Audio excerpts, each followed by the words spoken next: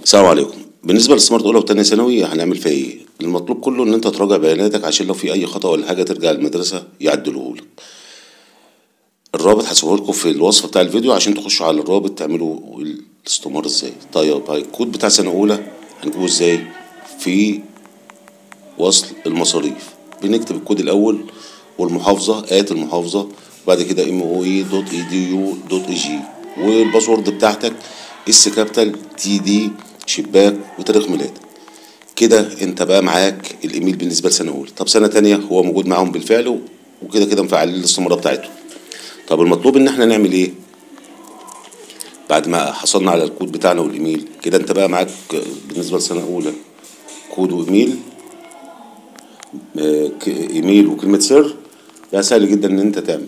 طب الفكره ان احنا بنراجع البيانات وده مهم جدا لسنه تانية عشان الامتحانات العلمي والادبي. طب في سنه اولى المفروض ان احنا بنراجع اللغه الاولى والتانية، نفس القصه في سنه تانية برضه.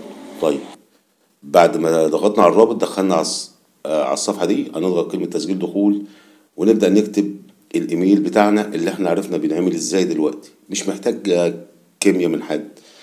الكود بتاعك والمحافظة وكود الإدارة، وبعد كده تكمل الدباجة ثابتة. بنكتب الإيميل بتاعنا وكده كده هو الميزة فيه إن هو ما بيتنسيش زي ما احنا قلنا قبل كده. الفكرة في أولى وتانية إن احنا بنراجع بيانات، وبالذات أهم حاجة سنة تانية. طب بنقول مسؤولية مين؟ مسؤولية الطالب ولا مسؤولية المسؤول؟ هنقول بعد كده. نضغط تسجيل دخول هيفتح لنا النافذه اللي بعد كده، نكتب فيها كلمه السر بتاعتنا زي ما احنا قلنا اس تي دي الاس كابيتال شباك، ونكتب تاريخ ميلادنا اللي هو 6 ارقام من الاخر. يدخلنا على الصفحه بتاعتنا دي. ده شكل الاستماره بتاع كل طالب، فيها بياناتك كلها، تاريخ ميلادك والاسم بتاعك والرقم القومي والنوع والجنسيه بتاع الطالب.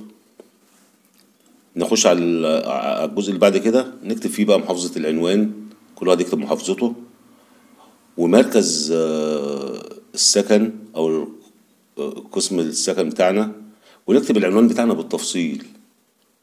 هنكتب اسم القرية لو احنا تبع القرية، ونكتب المركز ونكتب المحافظة. الموضوع سهل، استمارة بنملاها كأننا بنملاها يدوي بالظبط، ورقم الموبايل وأقرب رقم تليفون وكده. تمام.